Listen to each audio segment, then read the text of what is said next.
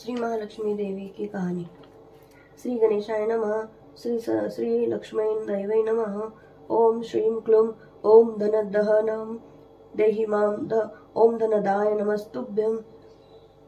निधि पद्माधिपाय च भवन्तु तत्पाद प्रसादान्मे धनधान्यादि संपदः। भाविक जनों, श्री महालक्ष्मी की कहानी एकाग्रता से सुनिए। यह गुरुवार की बृहस्पति की कहानी है। द्वापर युग में सौराष्ट्र देश था। वहां पर भद्रशाह नाम का राजा रहता था। वह शूरवीर था। धर्मशास्त्र का भी उन्होंने अभ्यास किया था। साधु संत जनों का वह आदर सत्कार करता था। राजा के रानी का नाम था सूरज चंद्रिका। रानी रूपमती थी। एक दिन श्री महालक्ष्मी देवी ने सोचा कि मैं राजा की राजगृह में जाकर निवास करूंगी। मेरे वहां रहने से राजा अपनी सब प्रजा को अधिक सुख देगा। लक्ष्मी ने एक वृद्ध स्त्री का रूप लिया। हाथ में आधार के लिए एक लकड़ी लेकर धीरे धीरे चलते चलते वह सूरज चंद्रिका रानी के महल के दरवाजे के सामने आकर खड़ी हुई। उस वृद्धा को देखकर रानी की एक सेविका सामने आ गई। उसने उस वृद्ध स्त्री की पूछताछ की। वृद्धा कहने लगी, मेरा नाम तो कमला है और मेरे पति का नाम भुवनेश्वर। हम लोग द्वारका में रहते हैं। तुम्हारी रानी पूर्व जन्म में एक वैश्य की पत्नी थी। वह वैश्य बहुत गरीब आदमी था। हर दिन उस पति पत्नी में संघर्ष हो जाता था। कभी कभी उसका पति उसे बहुत मारता पीटता था। बेचारी पत्नी अपने हालत पर बहुत दुखी थी। इसलिए एक दिन उसने अपना घर छोड़ा और वह वन में चली गई। उसे कुछ खाने को नहीं मिला। वह बहुत थकी हुई थी। उसकी वह हालत देखकर मुझे उसकी दया आई। धन दौलत देने वाली श्री महालक्ष्मी व्रत की कहानी मैंने उस औरत को सुनाई। मेरे कहने के अनुसार उसने लक्ष्मी व्रत का पालन किया। अंतकरण से किए हुए व्रत को देखकर मैं प्रसन्न हो गई और उसकी पूरी गरीबी दूर हो गई। श्री महालक्ष्मी की कृपा से संतति और संपत्ति से उसका घर भर गया। फिर उन्हें राजकुल में जन्म प्राप्त हो गया। लेकिन संपत्ति की वजह से उसे श्री महालक्ष्मी व्रत का विस्मरण हो गया। उसे लक्ष्मी व्रत की याद फिर देने के लिए मैं यहाँ पर आ गई हूँ। रानी के सेविका ने उसे लक्ष्मी व्रत की जानकारी पूछी। पूजा विधि की सारी जानकारी प्राप्त की। उस वृद्धारूपी श्री महालक्ष्मी ने इस पूजा का सब महिमा बताया। उस सेविका ने उसे प्रणाम किया और रानी को संदेश देने के लिए वह अंदर चली गई। सेविका ने रानी को संदेश दिया। रानी तो ऐश्वर्य संपन्न थी। उसे अपने श्रीमंती का बहुत ही अभिमान था। वह रानी उन्मत्तता से बर्ताव करने लगी थी।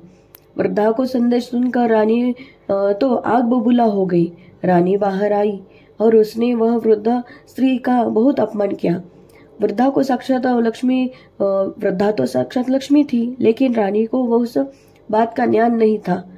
रानी का असभ्य वर्तन देखकर वृद्धा संतप्त होकर वहां से चली गई।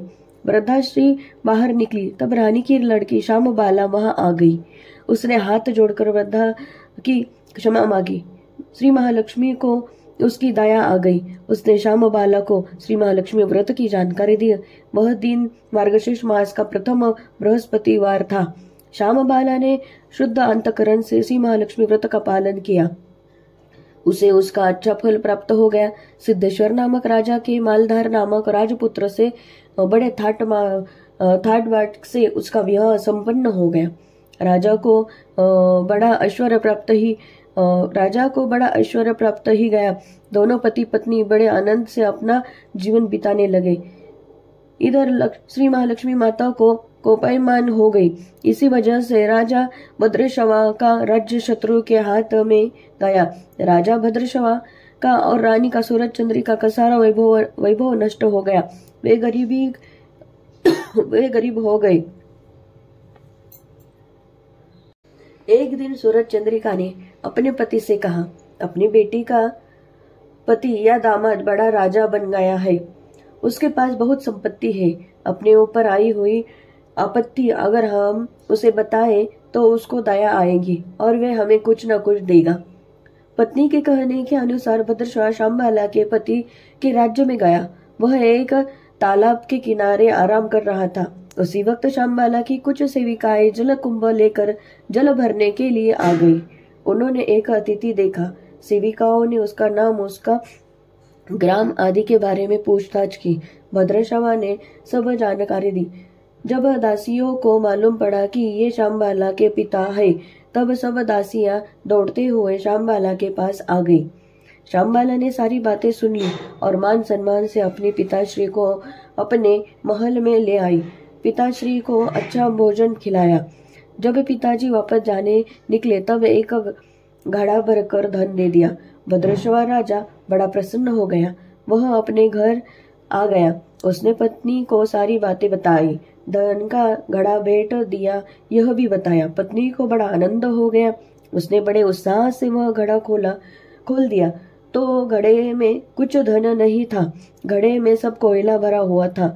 भद्रशाह राजा को भी आश्चर्य हो गया, लेकिन लक्ष्मी की अकृपा से धन का कोयले में रूपांतर हो गया था।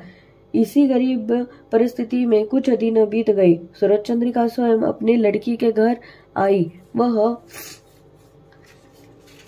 वह मार्गशीर्ष मास का अंतिम बृहस्पतिवार था। शामबाला के बड़े प्रेम से श्री महालक्ष्मी का व्रत किया था।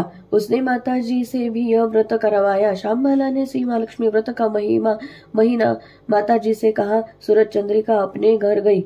उसने श्री महालक्ष्मी व्रत किया, इसलिए उसे गतकाल का सारा वैभव प्राप्त हुआ। कुछ दिनों के बाद शामबाला अपने मायके आ गई। शामबाला ने कोयले भेजे थे, इसी वजह से सूरज चंद्रिका गुस्से में थी, इसलिए शामबाला का अनादर हो गया। लेकिन शामबाला शांत थी। शामबाला मायके से आते वक्त थोड़ा सा नमक लेकर आ गई। पति ने पूछा, तुमने अपने मायके से क्या लेकर आई हो? तब उसने बताया, कुछ वक्त जाने दो, मैं सब बताती हूँ। उसने बड़ा अच्छा भोजन बनाया, लेकिन उसमें नमक नहीं डाला। पति को सारा भोजन रुचिहीन लगा। बाद में थाली में कुछ नमक परोसा। अब भोजन सुरुचित बन गया। शामबाला ने यह बात अपने पति को समझाई। अब राजा रानी लक्ष्मी श्री महालक्ष्मी का व्रत करने लगे। भद्रशाह और सूरज चंद्रिका इन दोनों ने भी श्री महालक्ष्मी व्रत करना शुरू किया। अब दोनों और सुख शांति समृद्ध प्राप्त हो गए। परम श्रद्धा से श्री महालक्ष्मी का व्रत करने से जीवन समृद्ध हो जाता है, किस बात की कमी नहीं रहती। इस प्रकार श्री महालक्ष्मी व्रत करने से सभी लोग सुखी हो जाते हैं।